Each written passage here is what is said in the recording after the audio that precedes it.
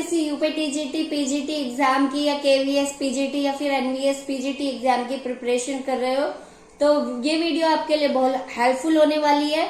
अगर आप इस चैनल पे फर्स्ट टाइम आए हो तो मेरे चैनल को लाइक करें, शेयर करें, सब्सक्राइब करें और मेरे जो चैनल पे ऐसी टाइप की वीडियोस आती रहेंगी और आप मेरे चैनल पे बने रहें। क्वेश्चन नंबर वन है the credit balance in the bank account is. जो बैंक अकाउंट होता है हमारा उसका क्रेडिट बैलेंस जो होता है उसको हम क्या कहेंगे। ऑप्शन देख लेते हैं। ऑप्शन नंबर ए है एन एसेट, बी है हमारा अ लायबिलिटी और सी है हमारा एन एक्सपेंस। ठीक है, डी है हमारा कंटिजेंट लायबिलिटी। अभी मैंने आपको बताया बैंक अकाउंट का क्रेडिट बैलेंस पूछा है तो उसका क्रेडिट बैलेंस जो होता है वो हमारी लायबिलिटी होता है। ओके, क्वेश्चन नंबर 2 की तरफ चलते हैं। क्वेश्चन नंबर 2 है हमारा returns outward book makes a record of. Return outward जो बुक होती है वो हमारा रिकॉर्ड किस चीज का करती है। ऑप्शन ए है goods return to the supplier, option B goods return to the customers, option C goods return to proprietor and option D goods return to neighbours. ठीक है, तो क्वेश्चन है returns outward book makes a record of. वो किसका record करेगी? Suppliers को जो हम रिटर्न करेंगे। ठीक है, goods return to the suppliers. Okay, option number A is correct. ठीक है, अब हम चलते हैं जल्दी से जल्दी क्वेश्चन नंबर 3 की तरफ। क्वेश्चन नंबर 3 है cash book is prepared on impressed system is. जो हम कैश बुक बनाते हैं इम्प्रेस सिस्टम पे बेस्ड जो हमारी कैश बुक होती है हम उसको क्या कहेंगे। ए ऑप्शन है 2 column cash book, B option है उसको हम कैश बुक ही कहेंगे, सी ऑप्शन है petty cash book and D option है परचेज बुक। तो उसका आंसर है पैटी कैश बुक। जब भी हम इम्प्रेस सिस्टम पे बनाएंगे तो वो पैटी कैश बुक होगी। ओके, अब जल्दी से चलते हैं क्वेश्चन नंबर 4 की तरफ। क्वेश्चन नंबर 4 है the statement sent along with purchase return is. Purchase return, जब हम परचेज रिटर्न करेंगे उसके साथ जो स्टेटमेंट भेजा जाएगा उसको क्या कहते हैं। ऑप्शन देख लेते हैं एक बार।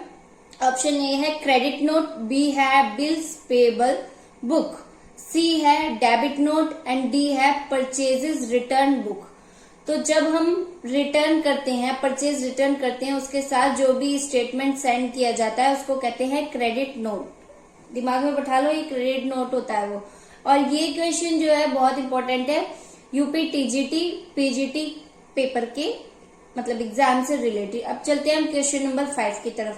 क्वेश्चन नंबर 5 जो है वो है डेप्रिसिएशन इज प्रोवाइडेड ऑन। जो डेप्रिसिएशन होता है हमारा किस पे प्रोवाइड होता है, वो हम किस पे करते हैं। तो ऑप्शन नंबर ए देख लेते हैं। ऑप्शन नंबर ए है हमारा फिक्स्ड एसेट पे, बी है हमारा आउटवर्ड चार्जेस, सी है करंट एसेट पे और डी है हमारा इंटेंजिबल एसेट पे। ठीक है ना, तो जो हमारा डेप्रिसिएशन होता है वो हमारा लगता है फिक्स्ड एसेट पे। तो option number A is correct. चलते हैं क्वेश्चन नंबर 6 की तरफ।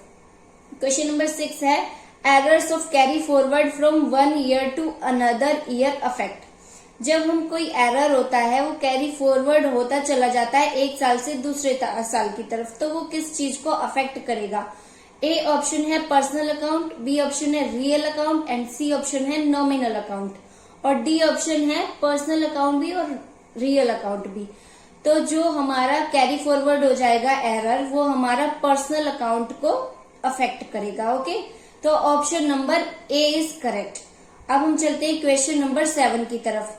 क्वेश्चन नंबर 7 है हमारा the credit balance of bank account indicate. जो क्रेडिट बैलेंस मैंने अभी कहा था कि बैंक अकाउंट का जो भी क्रेडिट बैलेंस होता है वो हमारी लायबिलिटी होता है, लेकिन ये पूछ रहा है कि अगर क्रेडिट बैलेंस है बैंक अकाउंट का वो हमें शो क्या करेगा, इंडिकेट क्या करेगा। ऑप्शन नंबर ए है amount payable by the bank, amount payable to the bank और फिर है C option cash at bank, जो कैश हमारी बैंक के अंदर होती है। D option loan from bank, अगर हम लोन से बैंक से कोई लोन लेते हैं तो क्रेडिट बैलेंस जो शो करता है वो है amount payable to the bank. Bank को जो हम अमाउंट पे करते हैं, बैंक से नहीं बैंक को जो देते हैं, ठीक है ना अमाउंट। उसके बाद क्वेश्चन नंबर 8 की तरफ चलते हैं। क्वेश्चन नंबर 8 है हमारा, goods destroyed by fire should be credited to. जो हमारे गुड्स फायर की वजह से डिस्ट्रॉयड हो जाते, खराब हो जाते हैं, तो उनको क्रेडिट करना चाहिए। तो किसको क्रेडिट करना चाहिए? क्रेडिटेड टू, ए ऑप्शन है परचेजेस अकाउंट, बी ऑप्शन है sales account and C option है loss of goods by the fire account. Okay, उसके बाद है डी ऑप्शन इंश्योरेंस अकाउंट। तो जब हमारे गुड्स फायर से डिस्ट्रॉयड होते हैं तो वो हमेशा परचेजेस अकाउंट में ही क्रेडिट किया जाएगा। तो इसको रिमेम्बर रखना हमेशा, क्योंकि ये भी एग्जाम, यूपीटीजीटी एग्जाम के पॉइंट ऑफ व्यू से बहुत ही इंपॉर्टेंट क्वेश्चन है। जो गुड्स हमारे डिस्ट्रॉय होंगे फायर की वजह से, वो हमारा जाएगा परचेजेस अकाउंट में। इसका मतलब है ए ऑप्शन हमारा राइट है। अब चलते हैं क्वेश्चन नंबर 9 की तरफ। क्वेश्चन नंबर 9 है हमारा, which of the following books should be use to record purchases of furniture on credit. अगर हम फर्नीचर को परचेज कर रहे हैं क्रेडिट पे, ठीक है ना, तो हम उसे किस बुक में रिकॉर्ड करेंगे? तो ऑप्शन देख लेते हैं। ए है कैश बुक, बी है जर्नल प्रॉपर, सी है परचेजेस बुक और डी है सेल्स बुक। कैश बुक में सारी कैश होती है, ये जो हमारी ट्रांजैक्शन है कैश से रिलेटेड नहीं है क्योंकि ये क्रेडिट में हुई है। बी ऑप्शन है जनरल प्रॉपर, इसका राइट ऑप्शन जनरल प्रॉपर ही है, तो बी ऑप्शन।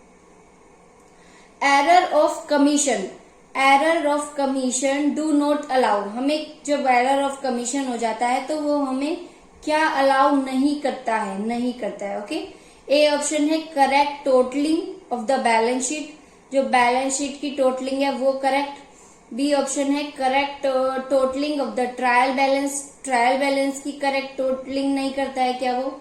सी ऑप्शन है trial balance to agree and D है correct totalling of the day book. तो इसका आंसर है, जब हमारा एरर ऑफ कमीशन होता है उसकी वजह से हमारा ट्रायल बैलेंस जो होता है वो एग्री नहीं करता है, ठीक है ना। तो option number 3 is right. Question number 11 की तरफ चलते हैं। Heavy advertisement to launch a new product. एक न्यू प्रोडक्ट को हमने लॉन्च करने के लिए हैवी एडवर्टाइजमेंट किया है, तो वो किस टाइप का हमारा एक्सपेंडिचर होगा? ऑप्शंस देख लेते हैं। ए ऑप्शन है इसका कैपिटल एक्सपेंडिचर, बी ऑप्शन है रिवेन्यू एक्सपेंडिचर और सी ऑप्शन है हमारा डेफर्ड रिवेन्यू एक्सपेंडिचर और डी है क्या ये तीनों ही हमारे एक्सपेंडिचर है, ऑल ऑफ द अबव। तो ऑप्शन ए देख लेते हैं इसका, जो हैवी एडवर्टाइजमेंट होता है वो हमारा हमेशा हैवी कोई भी एडवर्टाइजमेंट होगा किसी चीज को लॉन्च करने के लिए, कोई कंपेन किया होगा, तो इसमें क्या होता है हमारा डेफर्ड रिवेन्यू एक्सपेंडिचर ही होता है, ठीक है ना।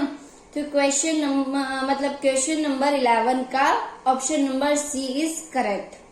अब हम चलते हैं क्वेश्चन नंबर 12 की तरफ। प्रोविजन फॉर बैड डेप्ट इज कैलकुलेटेड। जो प्रोविजन फॉर बैड डेप्ट होता है वो किस पे कैलकुलेट करते हैं वो हम कैलकुलेट करेंगे। ऑप्शन नंबर ए को देख लेते हैं क्रेडिटर्स, बी को देखेंगे सेल्स एंड सी है हमारा परचेसेस, डी है हमारा डेटर्स। तो जो भी हमारा प्रोविजन फॉर बैड डेप्ट होता है वो सब हमारा डेटर्स से रिलेटेड होता है, तो जब भी हम उसको कैलकुलेट करेंगे डेटर्स पे करेंगे। तो option number D is correct. Question number 13। Question number 13 है error which affect one account can be. जो एरर एक ही अकाउंट को अफेक्ट करता है वो एरर कौन सा है? ऑप्शन ए है error of omission, option B है error of principle, option C है error of posting and option D है एरर ऑफ कमीशन। तो हम देख लेते हैं ऑप्शन जो हमारा एक अकाउंट को ही अफेक्ट करता है वो होता है एरर ऑफ पोस्टिंग, ठीक है ना। एरर ऑफ पोस्टिंग मतलब कि option number C is correct. और उसके बाद क्वेश्चन नंबर 14 पे आते हैं। क्वेश्चन नंबर 14 है हमारा, ये भी बहुत इंपॉर्टेंट क्वेश्चन है। Bills are drawn by. जो हमारे बिल्स होते हैं उनको ड्रोन कौन करता है? ऑप्शन नंबर ए देख लेंगे। ऑप्शन नंबर ए है इसका क्रेडिटर्स, बी है डेटर्स और सी है हमारा एजेंट, डी है हमारा ब्रोकर्स। तो जो हमारा बिल ड्रॉ करेगा वो होगा हमारा creditors. Option number A is correct. Question number 16 है हमारा, है हमारा cancelling the original bill and drawing a fresh acceptance is known as. अगर हमारा कोई ओरिजिनल बिल है, हम उसको कैंसिल कर देते हैं और फिर हम एक नया बिल फ्रेश एक्सेप्टेंस उसको ड्रॉ कर देते हैं, तो उसको क्या कहा जाएगा, उसके लिए कौन सी टर्म होगी। ठीक है, क्वेश्चन ऑप्शन नंबर ए है रिटायरिंग अंडर रिबेट, बी है रिन्यूअल कर दिया है हमने, सी है डिस्काउंट कर दिया है हमने, और डी है bill send to bank for collection, हमने बिल को सेंड कर दिया है कलेक्शन के लिए। तो इसका राइट ऑप्शन होगा डिस्काउंटिंग। ठीक है ना, अगर हम ओरिजिनल बिल को कैंसिल कर देते हैं और फ्रेश बिल को एक्सेप्ट कर लेते हैं तो वो हमारा होता है डिस्काउंटिंग। तो करेक्ट ऑप्शन है हमारा option number C is right. अब हम चलते हैं नेक्स्ट क्वेश्चन की तरफ, वो है हमारा question number 16। Contingent liability appears as a footnote. जो कंटिजेंट लायबिलिटी होती है हमारी बैलेंस शीट के फुटनोट पे शो होती है in the balance sheet. This is in accordance with the accounting principle of, ये किस अकाउंटिंग प्रिंसिपल पे बेस्ड होती है जिसकी वजह से हम अपनी कंटिजेंट लायबिलिटी को फुटनोट पे, बैलेंस शीट के फुटनोट पे शो करते हैं। तो प्रिंसिपल का नाम बताना है इसमें। ऑप्शन नंबर ए है कंसिस्टेंसी, बी है डिस्क्लोजर, सी है मटेरियलिटी एंड डी है कंजर्वेटिज्म। जो ये क्वेश्चन नंबर 16 है इसका आंसर आपको कमेंट बॉक्स में करना है, और जो भी इसमें कमेंट बॉक्स में कमेंट करेगा पहले 10 पर्सन्स का नाम मैं अपने मतलब चैनल पे लूंगी। और ये भी अगर इससे रिलेटेड कोई आपको प्रॉब्लम लगती है तो आप कमेंट बॉक्स पे कमेंट कर सकते हैं। और अगर आप इसी टाइप की वीडियो के लिए इंटरेस्टेड है, इसी टाइप के आपको कंटेंट अच्छा लगता है तो आप मेरे चैनल पे बने रहें और मेरे चैनल को लाइक करें, शेयर करें और सब्सक्राइब करें।